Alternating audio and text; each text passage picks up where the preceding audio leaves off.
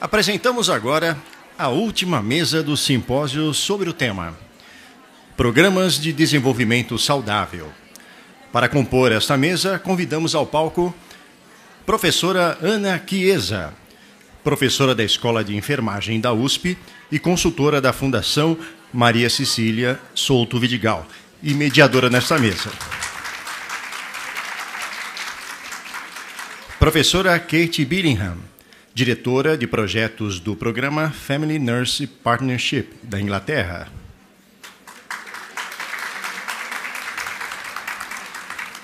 E doutora Sandra Grisi, professora titular do Departamento de Pediatria da Faculdade de Medicina da Universidade de São Paulo e coordenadora do projeto Região Oeste de São Paulo. Com a palavra, a professora Ana Chiesa.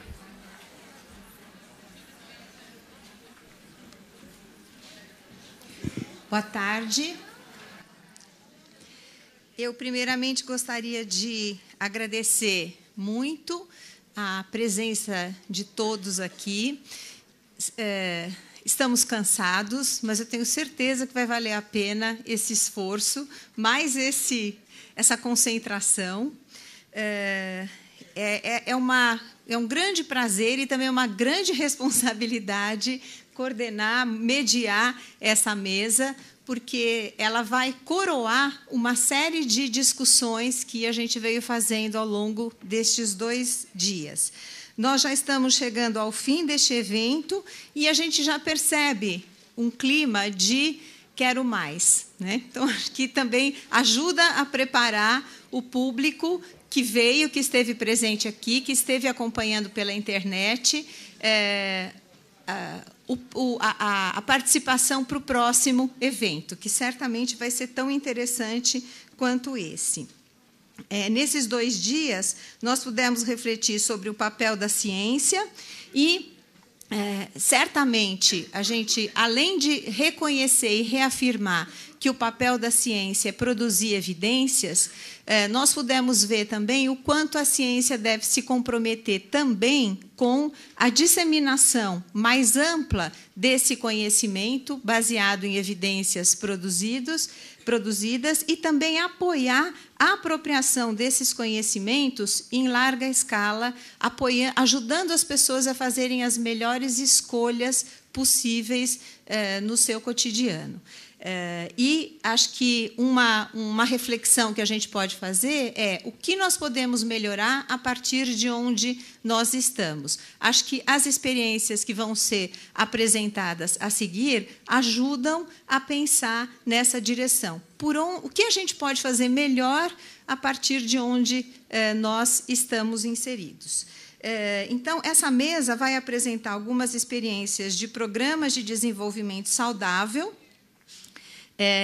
Primeiramente, eu quero apresentar para vocês a professora Kate Billingham, que vai nos falar sobre a sua ampla vivência internacional. A professora Kate Billingham teve formação como enfermeira pediátrica antes de se tornar uma visitadora na área da saúde. Até o início dos anos 90, ela trabalhou como visitadora antes de criar um projeto comunitário para mães adolescentes em Nottingham, na Inglaterra.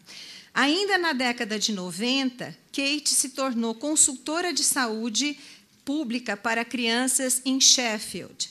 Em 2000, passou a fazer parte do Departamento de Saúde do governo inglês como enfermeira-chefe.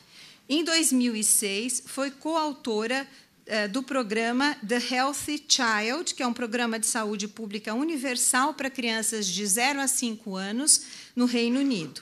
Kate permaneceu trabalhando a nível governamental, liderando a introdução do Nurse Family Partnership Program na Inglaterra. Em maio de 2012, muito recentemente, ela deixou o Departamento de Saúde para trabalhar meio período como conselheira sênior do Nurse Family Partnership Internacional, ligado à Universidade do Colorado, e promover a prevenção baseada em evidências e intervenção nos primeiros anos de vida. Queria também dizer que ela é membro e conselheira do Queen's Nursing Institute e professora honorária do King's College London. E, em 2011, ela recebeu o CBE, que é um título da Ordem do Império Britânico. Então, é uma honra.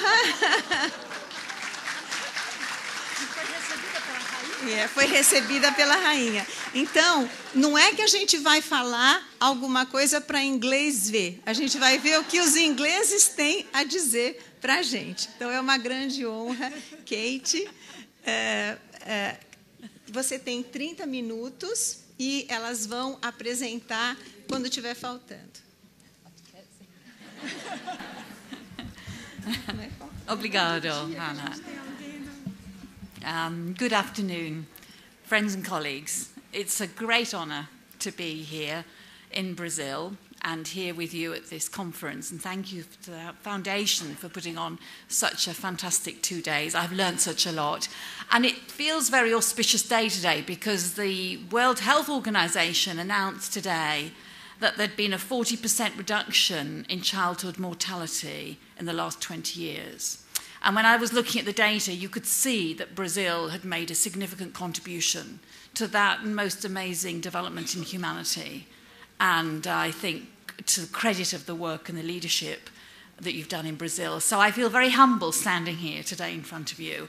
And I offer you my experience of the Family Nurse Partnership Programme with humility to what you have achieved.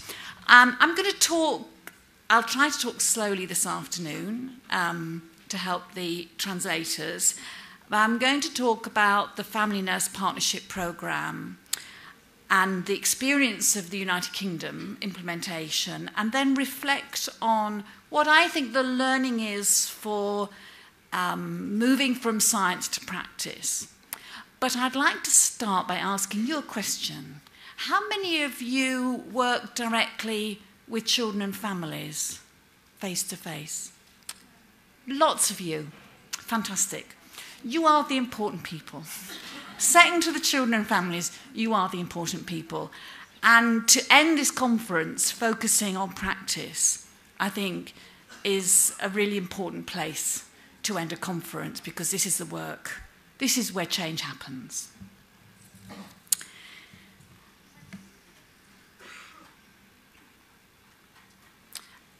I want to start with this quote from David Olds, who's the founder of the Family Nurse Partnership Programme. There is a magic window during pregnancy. It's a time when the desire to be a good mother and raise a healthy, happy child creates motivation to overcome incredible obstacles, including poverty, instability, or abuse, with the help of a well-trained nurse. This conference has talked less about pregnancy than it has infancy. But pregnancy is a key time for the developing child. It is a magic window. It's a time when, for first-time mothers in particular, they are at their most receptive to learn, they're most vulnerable, and instinctively motivated to protect and care well for their unborn child. It's a time when the infant is very vulnerable, when toxins such as smoking, alcohol, and drugs have untold and long-term damage to the child. And it's also a time when stress and violence in relationships has an impact on the developing child. So it actually is becoming an increasingly important time, and the science that we started off this 2 days on is increasingly looking at the importance of pregnancy. So the Family Nurse Partnership Programme, I'm just going to give you a little bit of background. I'm not going to a lot of depth because we haven't got time. But essentially, it's a programme with considerable power. The nurses visit in the home. They start early in pregnancy and they finish when the children reaches the age of 2. And sometimes visits are every week, sometimes they're every 2 weeks, and sometimes they're every 4 weeks. It's a programme that makes sense to parents. And it has to, because it's voluntary. People choose to be on the programme. And to choose to be on something, you have to believe that it's going to make a difference to you. And I was reflecting, thinking about this morning's talk, about the frameworks and this conversation about intersubjectivity, how the capacity to think about the person who's receiving your service and to adapt yourself to align with their subjectivity is, I think, at the heart of this program, and to connect with those cultural models and the psychological motivations of the individual client. It has very solid empirical and theoretical underpinnings. It's based on 3 theories: ecological theory, attachment theory, and self-efficacy theory. And it focuses on parental behaviour very much within the context in which they live. And it's a program. The reason we're doing this program in many parts of the world is because it's been rigorously tested. We serve, and the concept of serving families is an important part of this program. We're there not to do to them, but to serve. And we serve essentially families who benefit most are those with mothers with low psychological resources. And those tend to be low-income pregnant women and usually teenagers. And it's only first-time parents, because the experience of being a first-time parent is a very particular one, as anybody who's a parent will know here. It's also a time when people are at their most receptive to learning. This is an overview of the program for you. There are 3 goals of the program: to improve pregnancy outcomes, to improve child health and development, and to improve parents' economic self-sufficiency. To be able to provide materially for your child is a very important part of a sense of being a confident parent, and is also good for the child's health and well-being. The program has some key components: that it's for first-time at-risk mothers, and it uses registered nurses. I'll say a bit more about that. And it's an intensive service. It has to be intensive to make a difference. And it's intensive both in the depth at which it works, in terms of the relationship and the psychological therapeutic depth at which it works, and also the frequency of the contact. It is also a very broad program. The focus is on behaviour, and it has concepts around program fidelity, which I'll say a bit more about.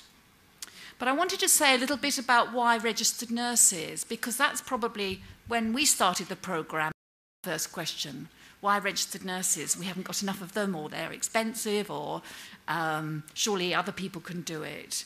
And it's become very clear to us why it's nurses, but I think it's worth spelling it out. And I was very struck by listening to this morning's speaker about the research about the importance of health and physical health to particularly disadvantaged mothers in the early first year of a life.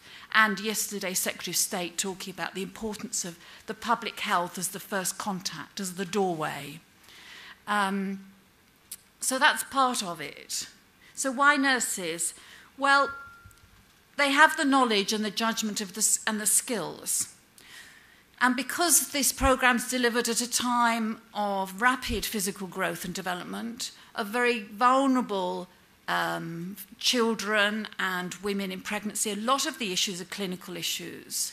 A lot of the worries that mothers have are clinical issues. A lot of the risks to children are clinical issues. So it's very important you have practitioners who can understand about immunisations, who can recognise an infection, who know when it's meningitis and when it isn't.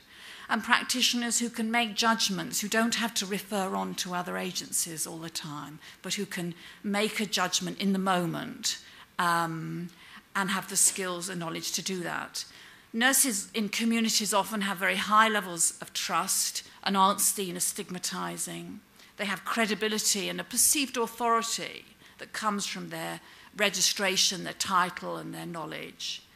And the nursing theory and practice is at the core of this model of practice, which I'll say a little bit more about. Each home visit covers all of these subjects, which gives us a very broad programme, because I don't know about you, but I think sometimes get confused about different outcomes and what programmes result in what outcomes and which bit of a programme creates what outcomes. And when you're doing preventive work very early in life, you can have multiple outcomes that come from a multi-dimensional single programme. And that's part of the characteristic of this programme. So it covers personal health, the environmental health, the neighbourhood, the home. It covers life course development, education, spacing of children, the maternal role, family and friends and social networks, and health and human resources using health and other services. And each visit spends a certain amount of time on each of these areas, domains. This is slightly complicated, so I won't spend a lot of time on it, but this is the model of how the programme works. And when translating science into practice, we need to have a very coherent model that informs what the programme is about. And what you see here is that this programme seeks to intervene on three things: prenatal health behaviours, dysfunctional caregiving to infants, and maternal life course. Because if we don't intervene on those, the end result is emotional neurodevelopmental impairment, child-adolescent functioning problems around behaviour and substance misuse, and a maternal life course that's dominated by closely spaced unplanned pregnancies, dependence on welfare and substance abuse. So that it's the logic model of this is a key part of this programme.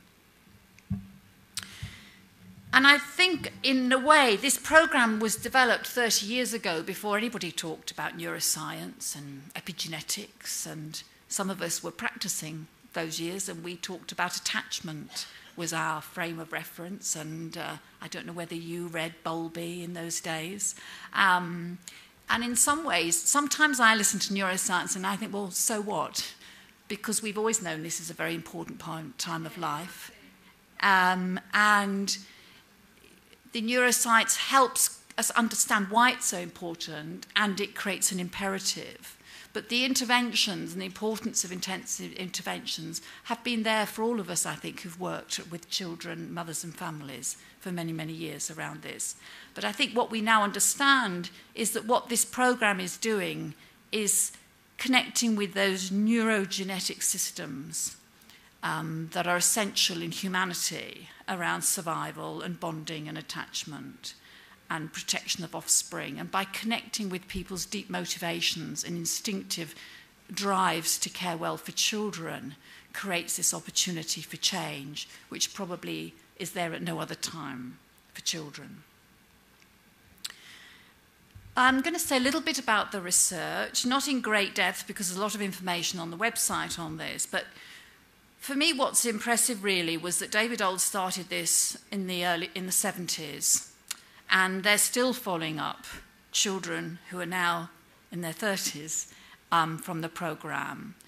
And these 3 high-quality randomised control trials are some of the best control trials in the world of this nature of programme. And David Old he was offered, when the first trials were so successful, people offered him money to expand the programme and implement it. And he said, no, because I don't know enough yet about whether it'll work if I use it with different populations. So he went to Memphis and he did another trial, and the results were even better. And people came to him to give him money to expand the programme. He said, no, I don't know enough yet. I need to do another trial because I don't understand and know whether you need nurses to do this or not, and whether it would work with a different population, Hispanic population. So he did another trial in Denver. And it wasn't until the mid-90s, and he could see the results of the third trial, that he accepted funding. And the first funding came from lawyers, because lawyers were concerned about the level of youth crime and the number of young people going to prison, and they wanted an evidence-based programme that would address youth crime. So these trials are really why, certainly in Britain, we decided to test the programme. And I think it's very important. You know, I stand here today on the shoulders of David Olds and the 30 years' work that he did, and in many ways changed a lot of our thinking about how to work with our most vulnerable children and families. And I think I just want to acknowledge the work that he's done. So the results of these trials that we can draw out as consistent and significant are all the things we want to see for our most vulnerable children and families, aren't they? That women's antenatal health's improved, reductions in smoking in pregnancy, better diet in pregnancy, reductions in children's injuries. And the Lancet did a review of child maltreatment. They asked the question, what programs in the world have been shown to prevent child maltreatment? And amazingly, there were only 2 in the world that stood up on evidence, and this was one of them. The reductions in children's injuries is significant in this program. Fewer subsequent pregnancies and greater spacing, key for the outcomes for children and for mothers. Fathers more involved in the care of children, higher levels of employment, reductions in welfare dependency, improvements in school readiness, particularly for the low-resource mothers. And the effects are greatest for the most vulnerable.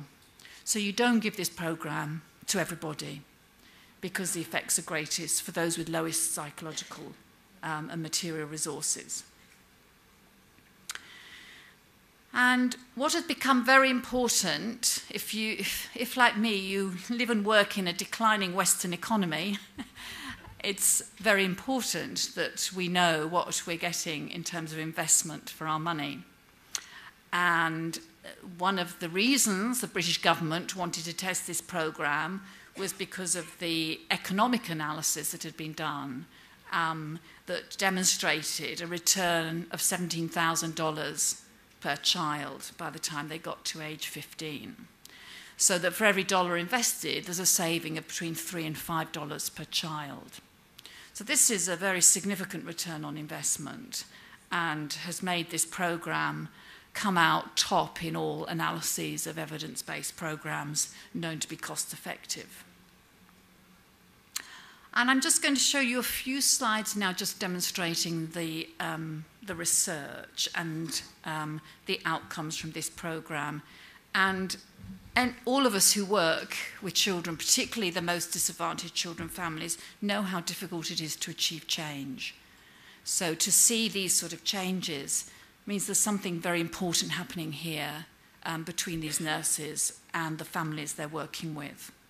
So these just show the differences. The top line is the control group who didn't have the programme, who had normal, usual services, and the bottom are those who had the programme.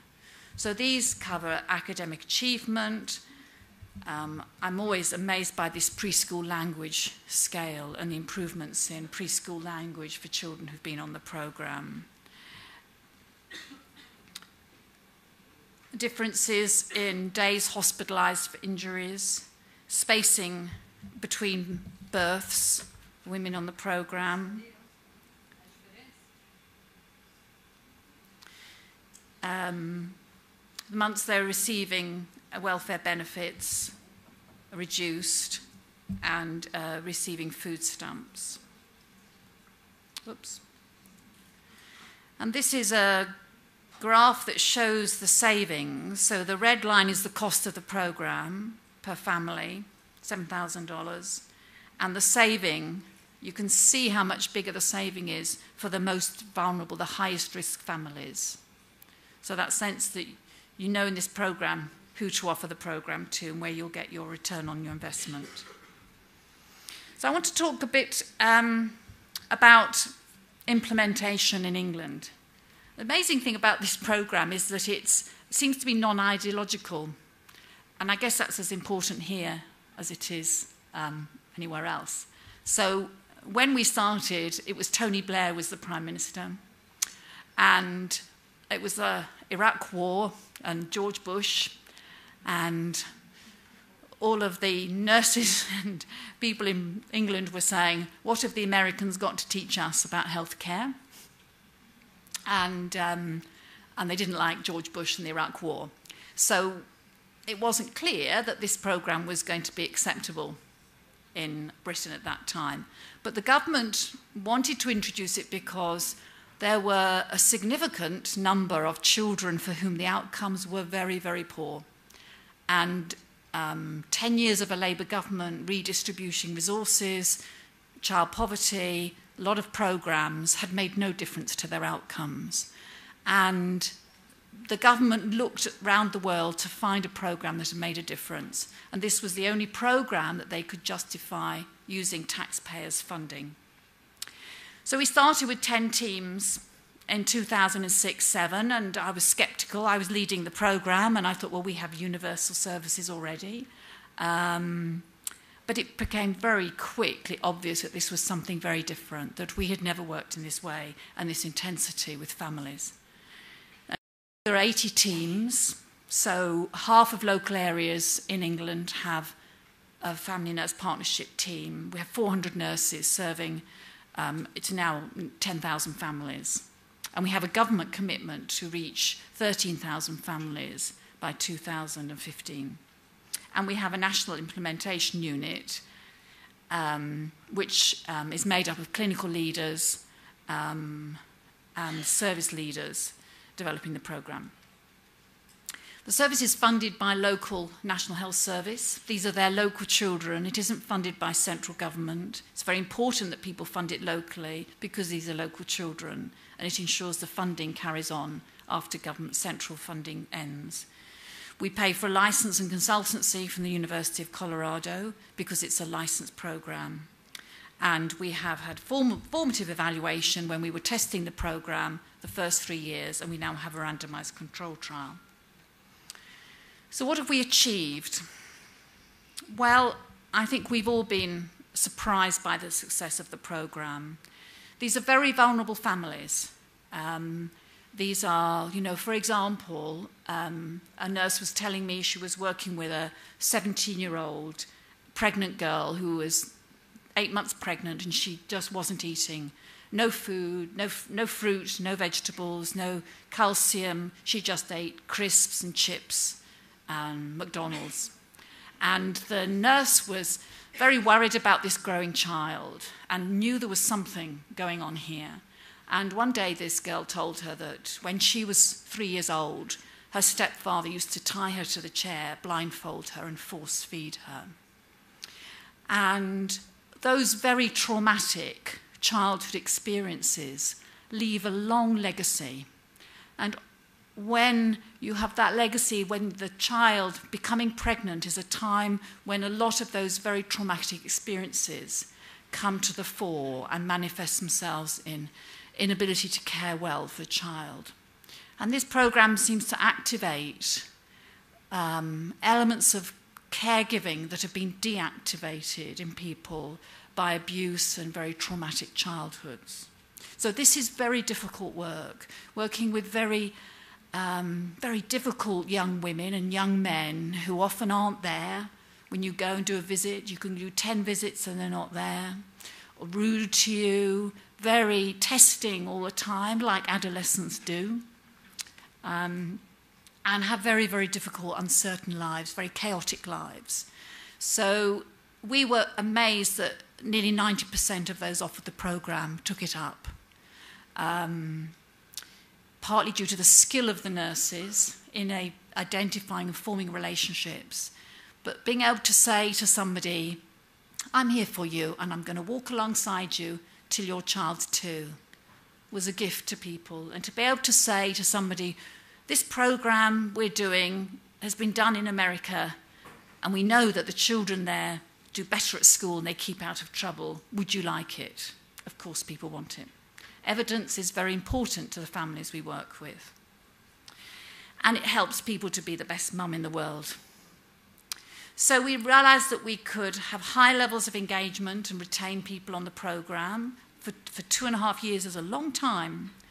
We deliver the programme with fidelity. So we meet the fidelity requirements around early recruitment by 16 weeks of pregnancy, delivering the dosage, covering the content, and we're able to meet most of the fidelity.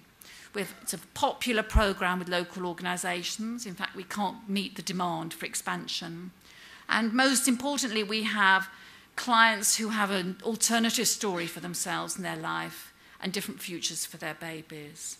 And we have mothers and fathers who are authoritative, sensitive, and loving parents.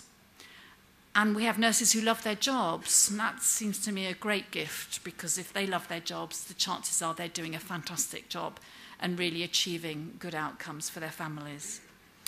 And we have a service model that others are learning from. I think in many ways this has transformed how we work with families in Britain. And we have a promising early evaluation, but we don't know whether this produces outcomes that are different from usual services. So we still don't know what the outcomes are going to be for this programme until the results of the randomised controlled trial. So the challenges. Well, those of you who work with families, particularly the most vulnerable and disadvantaged, know what it takes to make a difference. This is really difficult work to do. And sometimes I think, are we asking too much of our nurses? What they have to do personally and professionally and the level of skill to enable people to change and make changes in their lives is amazing. Our context is different from America. We've had to adapt it to our context. How do you keep quality when you've been doing it for 5 or 6 years, and how you keep that quality going? Building capacity for replication of evidence-based programs. And I think there's another science we need to be very aware of here, is the science of implementation. To be able to take a program that's had been in 40 states in America and take it to 80 sites in England and know that it's being implemented in the same way as the original research is a fantastic credit to this program, because it contains all the elements that are required for replication again and again and again. I myself would not go near a program that didn't have those core model elements that enabled you to replicate it to the standard it was originally delivered in. I'm not going to go into all of that because I do want to get to the end and I'm going to run out of time, but I wanted to show a couple of slides about the nurses. One of the trials compared paraprofessionals, community health, community workers from the local community with nurses. And they did well. They both did well. Paraprofessionals also produced benefits, but the nurses produced significantly greater benefits. They had more resilience, the turnover was much lower, and they achieved better outcomes, particularly things like smoking in pregnancy, which is a primary outcome of the programme. So the argument about why nurses can be backed up by empirical evidence. So very quickly, some thoughts about moving from science to practice and what helps. What helps with this programme is its rigorous evidence, cost benefits, but we also know who benefits, and we know how they benefit. And there's nothing that isn't in this programme that hasn't been researched. Well, there are lots that still have to be researched, but there's enough to know the evidence and how you can replicate it. It has these core model elements that if you get those in place, you can be confident that the promise will be delivered. It has extensive manualised programme guidelines, systems in place as part of it for continual quality improvement, a massive database on all the families in the programme. It has been key for us to have government sponsorship. So it's a triangle, really, of policy, science and practice, and committed communities as part of that. And we've provided high-quality training and technical assistance, clinical training, clinical assistance to the nurses delivering the programme. My final slide really is about some personal reflections about having done this programme. I think it's the quality of the programme, really, and how it resonates with policymakers, families, nurses, and people who have the money. And that's made the job I had leading it much easier. It has a focus on practice. We spent the first 3 years focusing on practice. It seemed to us that if we didn't understand what happens between that nurse, that mum, that dad, that baby, we would never really know what it was that was happening and what good looked like. And we came to understand the minutiae of clinical practice in a way that I had, after 40 years, had never really understood in that level. So this programme has a real focus and respect about the importance of clinical practice by the nurses. The other aspects of this really is, I think, when you start this programme, you have to build in sustainability from the beginning. You have to be ambitious and test it on a big enough scale. but be prepared to stop it if it isn't successful, and never assume it's going to be successful. This is a programme that's work in progress. There's lots of developments going on in mental health, domestic violence, on infant-parent interaction, and you're part of an international community in being part of this programme, and that it has an impact on the whole system, not just the other child health services, but it also has an impact on communities, because these young mums and young dads, they tell their friends. They talk to their friends about we heard a story of this mother was texted her nurse to say that she was sitting in the pub with her baby, and she'd seen a mother with a baby, and she went to say to his mother that her baby was disengaged. Now, if you know about babies, they tune in and they tune out, and they always need a period of disengagement, a baby, because the brain gets overstimulated. And this young mother had gone to tell this other mother that she should let her baby give it some peace because it was disengaged. So they have a huge amount of knowledge, they're experts, that they can share in the community. And I often show this slide, really. We have a strapline which is changing the world one baby at a time. But if you look at this picture, for our services in Britain, I make no assumptions about yours, we would look at this and think, they're so young. What risks there are here for this baby. What terrible lives these people must have had. How are we going to look out for this baby and try and fix it and make it all right? With the Family Nurse Partnership Programme, you look at this and you think, what potential, a new life beginning. What possibilities there are here for this family to do well for this child. And it's essentially an optimistic view. And for us as individuals, if we went to work and somebody saw us as a risk or a problem, a deficit, we wouldn't want to go to work, and we certainly wouldn't do our best. But if we go to work and somebody sees us full of potential and opportunity and strengths, we would do our very best for the people we work with. And it's just the same for families. So seeing families as risks and problems doesn't do them any help, and it certainly doesn't do their children any help. So for us, that was a very important cultural change in how we approached our work with families. And I think this is partly why this programme has such high levels of engagement. Because if you're going to very, very difficult places with people, and sometimes the nurses are involved in removing children from parents who are unable to care well for them. And if you can do that and still keep a relationship with a family in spite of the trauma, then you've made a significant difference to the outcomes for that child. Thank you.